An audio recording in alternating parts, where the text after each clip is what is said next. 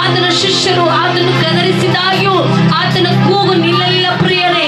ಆತನು ಕೂಗುವಾಗ ದೇವರು ಆತನ ಸ್ವರವನ್ನು ಕೇಳಿ ಆತನನ್ನು ನೋಡಿ ಆತನನ್ನು ಗುಣಪಡಿಸಿದನು ಎಂಬುದಾಗಿ ವಾಕ್ಯದಲ್ಲಿ ನೋಡುವ ಹಾಗೆ ನೀವು ಬಾಯಿ ತೆರೆದು ಕೂಗುವಾಗ ಯೇಸುವೇ ಯೇಸುವೇ ಅಪ್ಪಾ ತಂದೆ ಎಂದು ಕೂಗುವಾಗ ದೇವರು ನಿಮ್ಮ ಸ್ವರವನ್ನು ಕೇಳಿ ನಿಮ್ಮ ಜೀವಿತದಲ್ಲಿ ಕೂಡ ಅದ್ಭುತಗಳನ್ನು ಅತಿಶಯ ಕಾರ್ಯಗಳನ್ನು ಮಾಡಲಿಕ್ಕೆ ಶಕ್ತರಾಗಿದ್ದಾನೆ.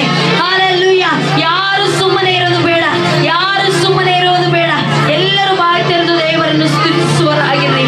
ಹಲ್ಲೆಲೂಯಾ. ಸ್ತೋತ್ರ ಕರ್ತನೆ. ಅಪ್ಪಾ ಕರ್ತನೆ, ಯೆಸಯ್ಯ ನಿನಗೆ ಸ್ತೋತ್ರ. ಅಂದು ಕರ್ತನೆ ಸ್ತೋತ್ರ.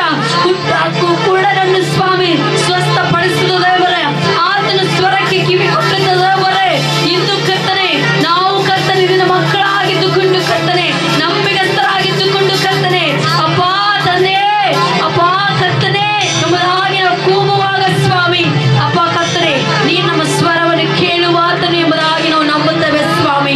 ಅಪ್ಪ ಕರ್ತನೆ ನೀನು ನಿನ್ನ ಅತಿಶಯ ಕಾರ್ಯಗಳು ನಮ್ಮ ಮೂಲಕ ನಡೆಸಬೇಕಾಗಿ ನಾನು ಪ್ರಾರ್ಥಿಸ್ತಾ ಇದ್ದೇನೆ. ಎಲ್ಲರೂ ಗಟ್ಟಿಯಾಗಿ ಚಪ್ಪಾಳೆ ತಟ್ಟುತ್ತಾ ದೇವರ ನಾಮವನ್ನು ಮಹಿಮೆ ಪಡಿಸುವರಾಗಿರೋಣ.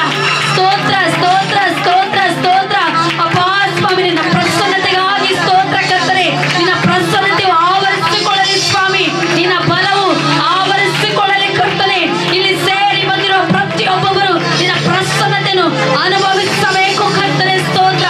ನೀನು ಕಾರ್ಯ ಸಾಧಿಸು ಸ್ವಾಮಿ, ನೀನು ಕಾರ್ಯ ಸಾಧಿಸು ಕರ್ತನೆ.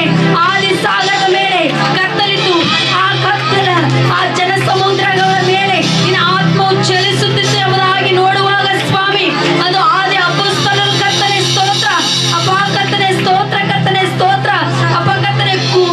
ಸಭೆಯಾಗಿ ಕೂತುಕೊಂಡವರಾಗಿ ನಿನ್ನ ಒಂದು ಪವಿತ್ರಾತ್ಮನ ವಿಷಯದಲ್ಲಿ ಕರ್ತನೆ